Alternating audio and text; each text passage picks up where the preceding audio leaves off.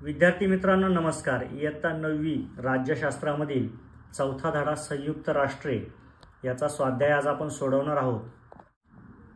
संयुक्त राष्ट्रांविषयी या धड्यामध्ये आपल्याला माहिती आलेली आहे। चला तर मग आपण स्वाध्यायाला सुरुवात करूया। प्रश्न पहिला आहे, दिलेल्या पर्यायांपैकी योग्य पर्याय निवडून विधाने पुन्हा लिहा। या ठिकाणी आपल्याला एक विधान दिलेलं आहे आणि त्यासाठी 4 पर्याय दिलेले आहे। आपल्याला योग्य पर्याय निवडायचा आहे। पहिले विधान पाहूया। पुढीलपैकी कोणते राष्ट्र संयुक्त राष्ट्रांच्या सुरक्षा परिषदेचे कायमस्वरूपी सभासद राष्ट्र नाही। आता संयुक्त राष्ट्र जी असतात त्याच्या सुरक्षा परिषदेमध्ये सभासद राष्ट्र असतात, परंतु काही राष्ट्र ही कायमस्वरूपी सभासद आहेत तर काही राष्ट्र ही कायमस्वरूपी सभासद नाहीत। तर आपल्याला यापैकी कायमस्वरूपी सभासद राष्ट्र कोणतं नाही ते शोधायचं आहे। तर अमेरिका, रशिया, जर्मनी आणि चीन हे पर्याय आहेत। त्यापैकी जर्मनी हे राष्ट्र कायमस्वरूपी सभासद नाही, त्यामुळे आपण इथे जर्मनी हा पर्याय लिहिलेला आहे। पुढे दुसरं विधान आहे, भारतात बाल कुपोषण समस्येवर उपाययोजना करण्यासाठी विविध कार्यशाळा आयोजित करणारी आंतरराष्ट्रीय संस्था कोणती।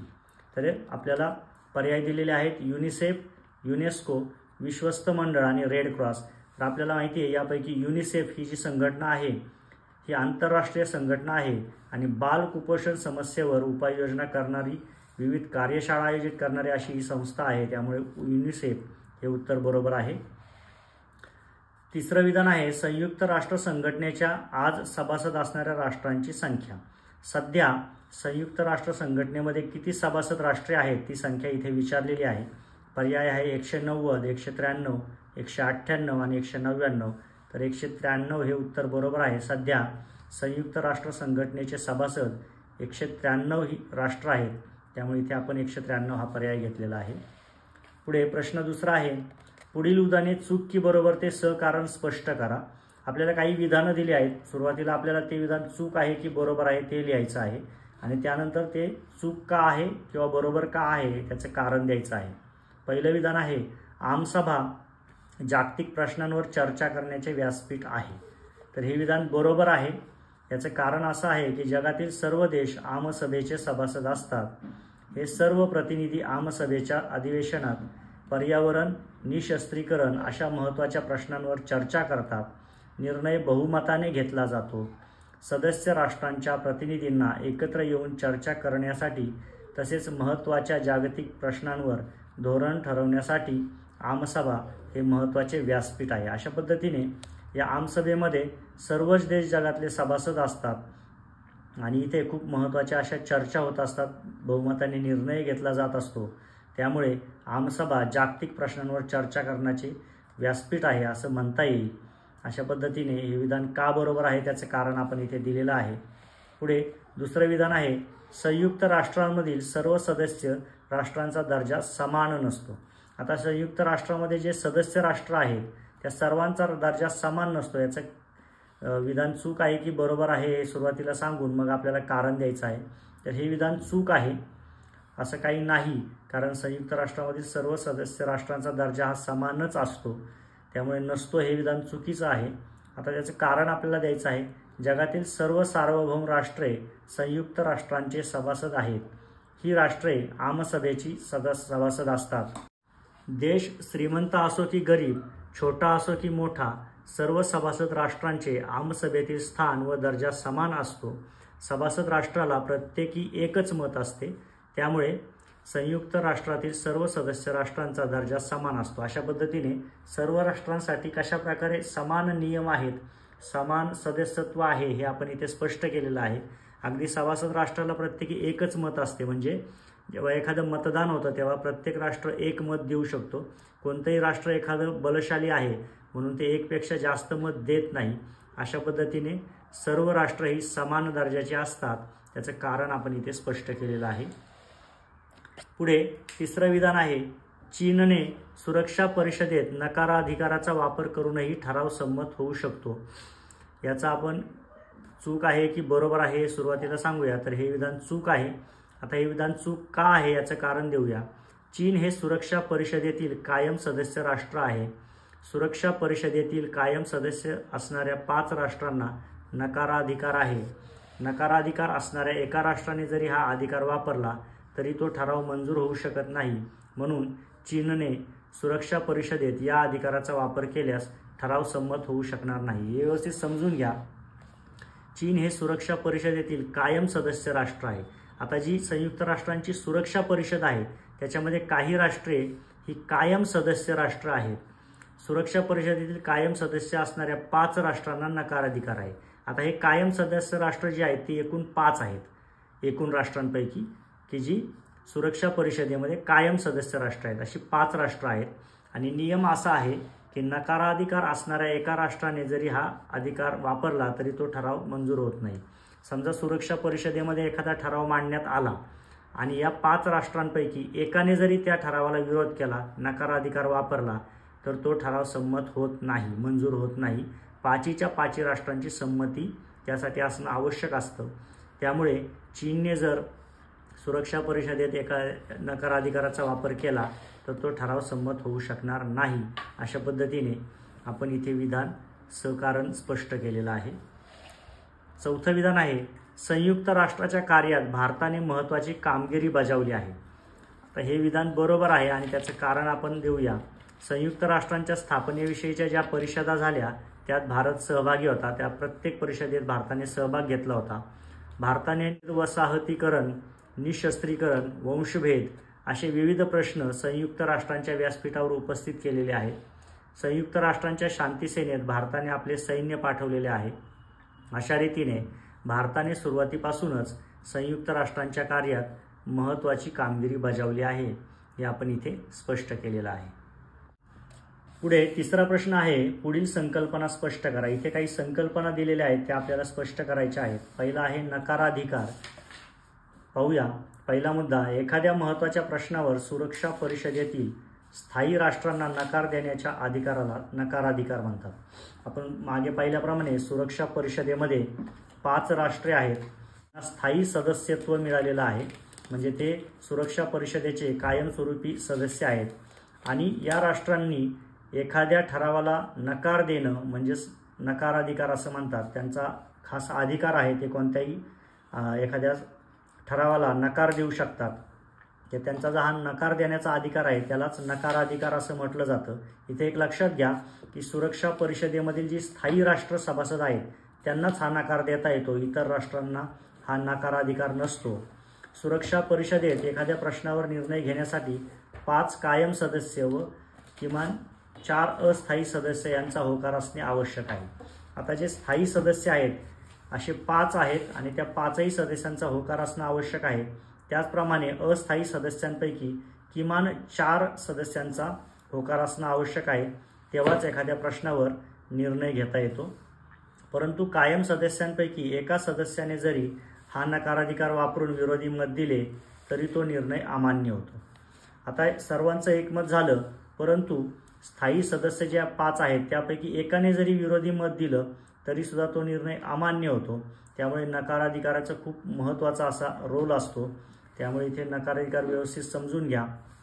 सुरक्षा परिषद, त्याच्यामध्ये स्थायी सदस्य असणारे 5 राष्ट्र आणि त्या प्रत्येक राष्ट्राला नकार देण्याचा अधिकार म्हणजे नकाराधिकार. आणि इतर सर्वांचं एकमत होऊ नये. जर एका राष्ट्राने जरी नकार दिला, नकाराधिकार वापरला तरी तो निर्णय अमान्य होत असतो. त्यामुळे नकाराधिकाराचं महत्त्व हे खूप आहे. पुढे 2री टीप आहे युनिसेफ. याविषयी आपल्याला माहिती लिहायची आहे. तर आंतरराष्ट्रीय क्षेत्रात बालकांच्या विकासासाठी निधी उभारण्यासाठी युनिसेफ ही संयुक्त राष्ट्रांची एक संलग्न शाखा 1946 साली स्थापन करण्यात आली. आंतरराष्ट्रीय क्षेत्रामध्ये म्हणजे सर्व देशांमध्ये काम करत असताना बालकांचा विकास व्हावा यासाठी निधी आवश्यक आहे आणि हा निधी एकत्रित करण्यासाठी युनिसेफ ही संघटना उभारण्यात आली. लहान मुलांना सकस आहार व आरोग्य सेवा पुरवण्याचे काम युनिसेफ करते. बाल कुपोषणाच्या समस्येवर कोणत्याही उपाययोजना कराव्यात याबाबत युनिसेफ अविकसित देशात कार्यशाळाही आयोजित करते. न्यूयॉर्क येथे युनिसेफचे मुख्य कार्यालय आहे. अशा पद्धतीने युनिसेफ या आंतरराष्ट्रीय संघटनेची माहिती आपण या ठिकाणी लिहिलेली आहे. पुढे प्रश्न 4था आहे, पुढील प्रश्नांची थोडक्यात उत्तरे लिहा. पहिला उपप्रश्न आहे, संयुक्त राष्ट्र संघटनेच्या स्थापनेची कारणे लिहा. संयुक्त राष्ट्र संघटना ही संस्था का स्थापन करण्यात आली याची कारणं आपल्याला इथे द्यायची आहेत. तर पाहूया. दुसऱ्या महायुद्धात मोठ्या प्रमाणात जीवित व वित्तहानी झाली होती. या युद्धात अणुबॉम्बचा वापर झाल्याने ही हानी अधिकच वाढली. अशा प्रकारची विनाशकारी युद्धे थांबली पाहिजेत. ही सर्व राष्ट्रांची सामूहिक जबाबदारी आहे, असा विचार सर्वच राष्ट्रे करू लागली. जागतिक शांतता प्रस्थापित करण्यासाठी राष्ट्रसंघासारखी एक यंत्रणा निर्माण झाली पाहिजे. या विचारातून दुसरे महायुद्ध संपल्यानंतर संयुक्त राष्ट्र संघटनेची स्थापना करण्यात आली. आता ही संयुक्त राष्ट्र संघटना जी आहे ही अनेक देशांनी एकत्र येऊन केलेली संघटना आहे. जेव्हा दुसरं महायुद्ध झालं त्यामध्ये खूप मोठ्या प्रमाणावर हानी झाली, अणुबॉम्बचा वापर झाला आणि या मानवतेसाठी अतिशय धक्कादायक घटना होत्या. जर अशा प्रकारची युद्ध होत राहिली तर पृथ्वीवर माणसाच्या अस्तित्वावरच प्रश्नचिन्ह निर्माण होईल. या चिंतेने जगातील सर्व राष्ट्र एकत्र आली आणि त्यांनी संयुक्त राष्ट्र संघटना स्थापन केली. याद्वारे जागतिक स्तरावर सर्व राष्ट्रांची एकी झाली आणि जागतिक स्तरावर युद्ध होण्याची जी शक्यता आहे ती कमीत कमी कशी करता येईल, सर्व राष्ट्रांमध्ये एकोपा कसा निर्माण करता येईल, या दृष्टीने प्रयत्न होण्यासाठी संयुक्त राष्ट्र संघटना ही खूप महत्त्वाची आहे. अशा पद्धतीने संयुक्त राष्ट्र संघटनेच्या स्थापनेची कारणं आपण इथे स्पष्ट केलेली आहेत. पुढे दुसरा उपप्रश्न आहे, संयुक्त राष्ट्रांची शांती सेना कोणती भूमिका बजावते? आता संयुक्त राष्ट्र जी आहेत ही जी संघटना आहे त्यांची शांती सेना आहे ती कोणती भूमिका बजावते ते आपल्याला इथे लिहायचं आहे. संयुक्त राष्ट्रांची शांती सेना संघर्षग्रस्त भागात पुढील भूमिका बजावते. संघर्षग्रस्त भागात हिंसेला प्रतिबंध करून मध्यस्थी करते.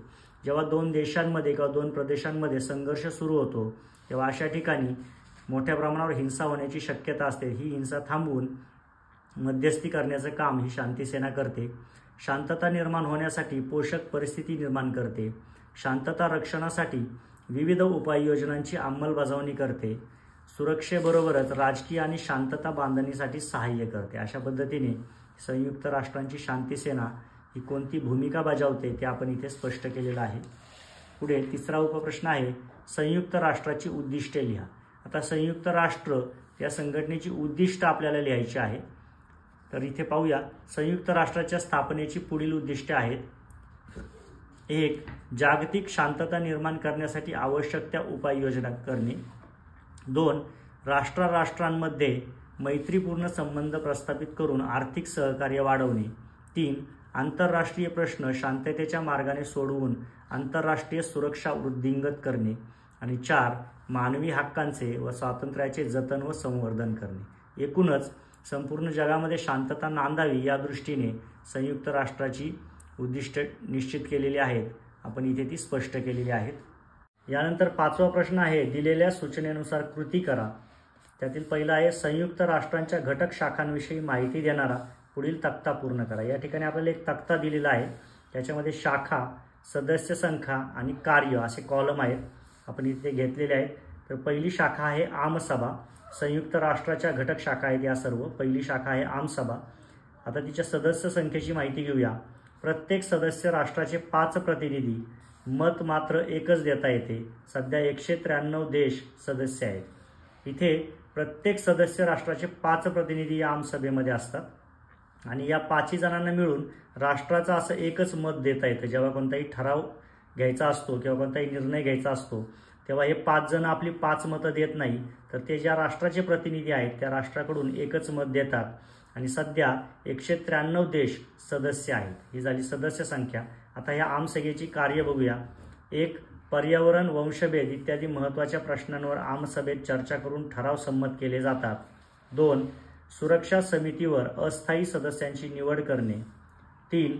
संयुक्त राष्ट्राचे महासचिव आणि आंतरराष्ट्रीय न्यायालयीन न्यायाधीशांची निवड केली जाते. आणि 4. संयुक्त राष्ट्रांच्या वार्षिक अंदाजपत्रकास मान्यता देणे. अशा पद्धतीने आमसभेची सदस्य संख्या आणि त्यांची कार्य आपण इथे स्पष्ट केली आहे. यानंतर क्रमांक 2ची जी शाखा आहे ती आहे सुरक्षा समिती. आता सुरक्षा समितीमध्ये सदस्य संख्या पाहूया. 5 स्थायी व 10 अस्थायी असे एकूण 15 सदस्य असतात. आता हे स्थायी सदस्य म्हणजे हे कायमस्वरूपी सदस्य असतात आणि 10 अस्थायी म्हणजे हे सदस्य बदलू शकतात. तर असे एकूण 15 सदस्य या सुरक्षा समितीमध्ये असतात. यांची कार्य पाहूया. आंतरराष्ट्रीय शांतता व सुरक्षितता राखणे, शस्त्रास्त्र नियंत्रणासाठी योजना तयार करणे, आणि 3 आमसभेच्या बरोबरीने आंतरराष्ट्रीय न्यायालयाचे न्यायाधीश व संयुक्त राष्ट्रांचे महासचिव यांची निवड करणे ही यांची कार्य असतात। यानंतर तिसरी शाखा जी आहे संयुक्त राष्ट्राची ती आहे आंतरराष्ट्रीय न्यायालय। आता या न्यायालयामध्ये सदस्य संख्या असते 15 न्यायाधीश असतात एकूण, आणि यांचं कार्य काय असतं तर सदस्य देशांमधील तंटे सोडवणे। समजा देशांमध्ये काही गोष्टींवरून तंटा चालू असेल, काही संघर्ष चालू असेल तर तो सोडवण्याचं काम हे न्यायाधीश करतात। त्यानंतर आंतरराष्ट्रीय कायद्यांचा योग्य अर्थ लावणे। आता वेगवेगळ्या देशांमध्ये वेगवेगळे कायदे असतात, या सर्व कायद्यांचा योग्य अर्थ लावणं खूप महत्त्वाचं असतं, ते कामसुद्धा आंतरराष्ट्रीय न्यायालय करतं। संयुक्त राष्ट्रांच्या विविध शाखा किंवा संलग्न संस्थांना कायद्यांशी संबंधित प्रश्नांवर सल्ला देणे। संयुक्त राष्ट्राच्या ज्या विविध शाखा आहेत, ज्या इतर शाखा आपण आता पाहिल्या, अशा सर्व शाखांमध्ये सुद्धा कायद्याशी संबंधित कधी प्रश्न निर्माण होतात। ते प्रश्न सोडवण्यासाठी त्यांना न्यायालयाचा सल्ला आवश्यक असतो। अशावेळी आंतरराष्ट्रीय न्यायालय त्यांना सल्ला देण्याचं काम करतं। चौथी शाखा आहे आर्थिक व सामाजिक परिषद। यामध्ये एकूण 54 सदस्य आहेत। आता याचं कार्य पाहूया। दारिद्र्य, बेरोजगारी, आर्थिक व सामाजिक विषमता अशा प्रश्नांवर चर्चा करणे व उपाययोजना करणे। वेगवेगळ्या देशांमध्ये या समस्या असतात, दारिद्र्य, बेरोजगारी, आर्थिक व सामाजिक विषमता। तर अशा प्रश्नांवर चर्चा करून आपल्याला जागतिक पातळीवर यावर काही उपाययोजना सुचवता येईल का हा विचार केला जातो आणि त्या उपाययोजना इथे सुचवल्या जातात। त्यानंतर स्त्रियांचे प्रश्न, महिला सक्षमीकरण, मानवी हक्क, मूलभूत स्वातंत्र्य, जागतिक व्यापार, आरोग्यविषयक समस्या अशा प्रश्नांवर चर्चा करून निर्णय घेणे। या सर्व प्रश्नांवर सुद्धा इथे चर्चा करून निर्णय घेतला जातो। यानंतर आंतरराष्ट्रीय स्तरावर सांस्कृतिक व शैक्षणिक सहकार्य निर्माण करणे। आंतरराष्ट्रीय स्तरावर म्हणजे वेगवेगळ्या देशांमध्ये सांस्कृतिक आणि शैक्षणिक सहकार्य निर्माण करण्याचं काम सुद्धा आर्थिक व सामाजिक परिषदेद्वारे केलं जातं। संयुक्त राष्ट्रांच्या संलग्न संघटनांच्या कामात सुसूत्रता व समन्वय राखणे। आता संयुक्त राष्ट्राच्या ज्या वेगवेगळ्या शाखा आहेत, ज्या संलग्न संघटना आहेत, त्या सर्वांमध्ये सुसूत्रता आणि समन्वय राखण्याचं महत्त्वाचं काम संयुक्त राष्ट्राची आर्थिक व सामाजिक परिषद करत असते। अशा पद्धतीने संयुक्त राष्ट्राच्या 4 शाखा, त्यांची सदस्य संख्या आणि तिचं प्रत्येकाचं कार्य हा इथं लेखन आपण पूर्ण करून तक्ता पूर्ण केलेला आहे। पुढे त्यामध्ये दुसरा उपप्रश्न आहे संयुक्त राष्ट्रांच्या स्थापनेचा कालक्रम पुढील कालरेषेवर दाखवा। इथे एक कालरेषा आहे जी 1941 पासून सुरू होऊन 24 ऑक्टोबर 1945 पर्यंत दर्शवलेली आहे, आणि यामध्ये संयुक्त राष्ट्राच्या स्थापनेचा कालक्रम आपल्याला मांडायचा आहे। म्हणजे संयुक्त राष्ट्रांचा जी स्थापना आहे ती एकाच वेळी झालेली नाही, तर वेगवेगळ्या टप्प्यांमध्ये ती झाली होती। तर ते महत्त्वाचे टप्पे आपल्याला इथे मांडायचे आहेत। तर इसवी सन 1941ला अटलांटिक करार झाला। यानंतर इसवी सन 1944ला आंतरराष्ट्रीय संघटना स्थापना करण्याविषयी चर्चा झाली। जून 1945मध्ये सॅन फ्रान्सिस्को परिषदेत संयुक्त राष्ट्राची सनद तयार करण्यात आली आणि 24 ऑक्टोबर 1945ला संयुक्त राष्ट्रे या आंतरराष्ट्रीय संघटनेची प्रत्यक्ष स्थापना झाली। अशा पद्धतीने संयुक्त राष्ट्र स्थापनेचा कालक्रम आपण 1941 पासून इथे स्पष्ट केलेला आहे, आणि शेवटी 24 ऑक्टोबर 1945ला संयुक्त राष्ट्रे या आंतरराष्ट्रीय संघटनेची प्रत्यक्ष स्थापना झाली। पुढे प्रश्न तिसरा आहे संयुक्त राष्ट्रांच्या संदर्भातील पुढील वृक्ष तक्ता पूर्ण करा। इथे संयुक्त राष्ट्रांचा वृक्ष तक्ता आपण घेणार आहोत। इथे फक्त शाखा दाखवायच्यात म्हणजे वृक्ष तक्ता पूर्ण होईल। तर संयुक्त राष्ट्राचं पहिल्यांदा मुख्यालय येतं, आणि या मुख्यालयामध्ये काही मुख्य घटक शाखा आहेत आणि काही संलग्न शाखा आहेत। म्हणजे संयुक्त राष्ट्राच्या मुख्य घटक शाखा डाव्या बाजूला आपण इथे लिहिलेल्या आहेत, आणि संयुक्त राष्ट्रांशी संलग्न असणाऱ्या ज्या शाखा आहेत त्या उजवीकडे लिहिलेल्या आहेत। तर मुख्य घटक शाखा कोणकोणत्या आहेत ते पाहूया आपण। आमसभा, सुरक्षा परिषद, आर्थिक आणि सामाजिक परिषद, सचिवालय आणि आंतरराष्ट्रीय न्यायालय या ज्या आहेत या संयुक्त राष्ट्राच्या मुख्य घटक शाखा आहेत। आता याबरोबर काही अशा शाखा आहेत की त्या संयुक्त राष्ट्राशी संलग्न आहेत, थोड्याशा स्वतंत्र परंतु संयुक्त राष्ट्राच्या कार्याशी त्या संलग्न आहेत। त्या कोणत्या आहेत ते पाहूया। आंतरराष्ट्रीय कामगार संघटना, अन्न व शेती संघटना, जागतिक आरोग्य संघटना, आंतरराष्ट्रीय नाणेनिधी आणि संयुक्त राष्ट्रांचा बालक निधी। अशा पद्धतीने संयुक्त राष्ट्र आणि त्याच्या मुख्य घटक शाखा व संलग्न शाखा यांचा वृक्ष तक्ता आपण या ठिकाणी पूर्ण केलेला आहे। या ठिकाणी संयुक्त राष्ट्र या पाठाचा स्वाध्याय पूर्ण होत आहे। संयुक्त राष्ट्राच्या संदर्भातील सर्व प्रश्नांचा इथे आपण आढावा घेतलेला आहे. अशाच आणखी प्रश्नांचा सराव करा. धन्यवाद.